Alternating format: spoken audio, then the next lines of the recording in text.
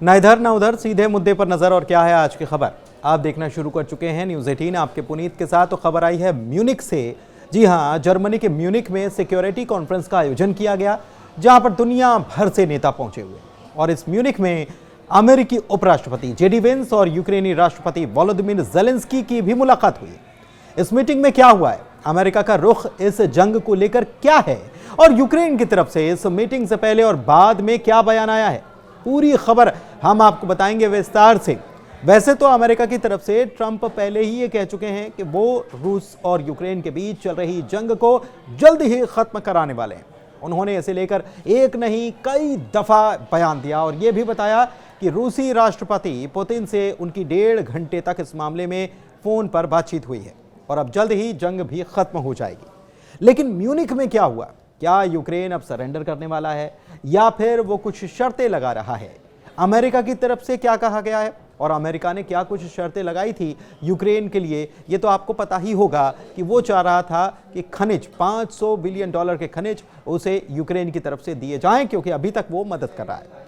तो दरअसल Munich security conference में शामिल होने के लिए दुनिया भर से नेता जर्मनी पहुंचे और इस बीच अमेरिकी उपराष्ट्रपति जेडी वेंस ने शुक्रवार को जर्मनी में यूक्रेनी राष्ट्रपति वोलोदिमीर ज़ेलेंस्की से मुलाकात की। इस दौरान वेंस ने कहा कि अमेरिका यूक्रेन में टिकाऊ और स्थायी शांति का पक्षधर है और हम ऐसी शांति नहीं चाहते जिससे कि आने वाले सालों में पूर्वी यूरोप में संघर्ष शुरू हो जाए।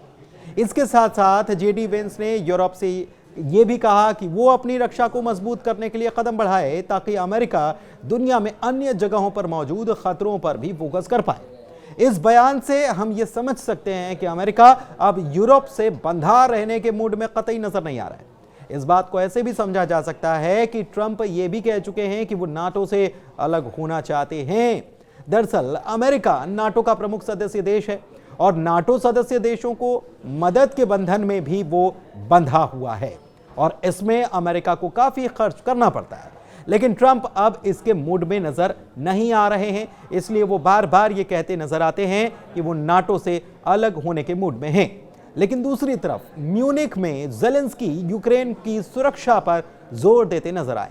ज़ेलेंस्की ने वेंस के साथ मुलाकात जो हुई इसके बाद कहा कि हमारी बीच अच्छी बातचीत हुई है, भले ही यह हमारे बीच की पहली मुलाकात थी लेकिन ये आखिरी नहीं है। यूक्रेन के राष्ट्रपति ने एक्स पर लिखा है कि हम जल्द से जल्द सुरक्षा गारंटी के साथ शांति समझौते के लिए तैयार बैठे हैं। लेकिन इस बैठक से पहले ज़ेलेंस्की ने यह भी कहा था कि अमेरिका और रूस बिना यूक्रेन को शामिल किए डील करते हैं तो यह डील कामयाब नहीं होगी। हालांकि ज़ेलेंस्की ये भी कह चुके हैं कि वो जमीन की अदला बदली के लिए भी तैयार हैं। ज़ेलेंस्की अमेरिका को यह भी ऑफर कर चुके हैं कि जहां तक खनिजों की बात है तो वो अमेरिका जो है वो अगर इन्वेस्ट करता है तो ये वहां के लोगों के लिए, यूक्रेन के लोगों के लिए भी अच्छा होगा, उनको काम मिलेगा और साथ ही साथ अमेरिका भी अपनी जेब भर पाएगा। ज़ेलेंस्की का कहना था कि यूक्रेन तभी बातचीत के लिए तैयार होगा जब सुरक्षा की गारंटी मिल पाए। उनका यह भी कहना था कि वो पुतिन के साथ बैठक करने के लिए भी तैयार हैं, लेकिन इससे पहले सुरक्षा की गारंटी की बात तो होना चाहिए, वरना ये सारी कोशिशें बेकार हैं। यानी कि यूक्रेन के राष्ट्रपति वोलोदिमीर ज़ेलेंस्की ने यह कहा कि वो रूसी राष्ट्रपति पुतिन से मिलने को तो राजी हैं, लेकिन वो ऐसा तभी करेंगे जब अमेरिका, यूरोप और यूक्रेन के पास एक साझा योजना होगी। अब ज़ेलेंस्की ने अपने बयान में अमेरिका के साथ साथ यूक्रेन के साथ साथ यूरोप को भी जोड़ दिया है और वो यूरोपीय देशों को क्यों ले आए हैं इसको भी समझना बहुत जरूरी है। यानी कि शांति समझौते के लिए ज़ेलेंस्की ये चाहते हैं कि यूरोपीय देशों को भी अमेरिका को पहले साधना होगा। दरअसल इसके पहले जब डोनाल्ड ट्रंप चुनाव जीते ही थे तब ये बात सामने आई थी कि डोनाल्ड ट्रंप सीधे सीधे यूक्रेन को मदद पहुंचाना बंद कर देंगे और इसको भांपते हुए उनके राष्ट्रपति चुने जाने के पहले से ही ज़ेलेंस्की जो हैं उन्होंने यूरोपीय देशों को साधना शुरू कर दिया था।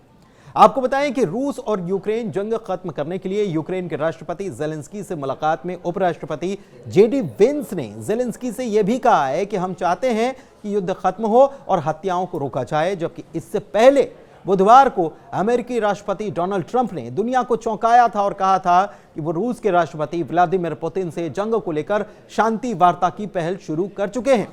हालांकि ट्रंप के इस बयान के बाद म्यूनिख पहुंचते ही यूक्रेन ने कहा कि वो एक पुख्ता योजना बनाने की तैयारी में जुटा हुआ है, लेकिन बगैर किसी प्लानिंग के, बगैर किसी परियोजना के और यूक्रेन की मर्जी के शांति वार्ता तो संभव नहीं है।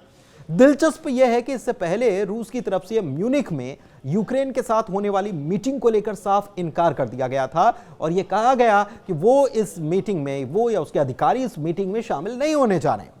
जबकि आपको यह बताएं कि अमेरिका की तरफ से पहले यह कहा गया था कि म्यूनिख के शिखर सम्मेलन में यूक्रेन और रूस के अधिकारियों की बैठक होगी और वहीं से इस मामले में कोई नतीजा निकल जाएगा। हालांकि ट्रंप की तरफ से यह भी कहा गया है कि सऊदी अरब में वो रूस के राष्ट्रपति पुतिन से मुलाकात करने जा रहे हैं और वहां से यूक्रेन और रूस के बीच जारी युद्ध का समाधान भी निकल जाएगा। बताएं कि इससे पहले यूक्रेन के राष्ट्रपति वोलोदिमीर ज़ेलेंस्की ने कहा कि ट्रंप के साथ पहले हुई मीटिंग के आधार पर ही युद्ध विराम समझौते पर नहीं पहुंचा जा सकता। अगर जो हमने पहले मीटिंग की है उस पर कुछ बातचीत हुई है तो ऐसा नहीं है कि उसके पॉइंट्स ही आप लागू कर दें।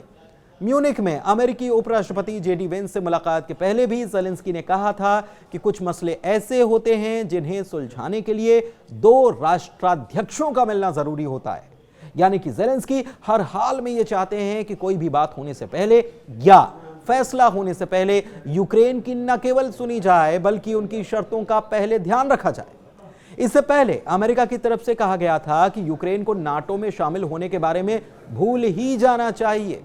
इसके साथ ही अमेरिका ने यह भी कहा था कि यूक्रेन की सुरक्षा के लिए यूरोपियन देशों को भी आगे आना चाहिए, जबकि ज़ेलेंस्की ने यह साफ कह दिया कि वो सुरक्षा की गारंटी चाहते हैं और नाटो में शामिल होना उनके लिए सबसे सस्ता और मजबूत ऑप्शन है। धन्यवाद।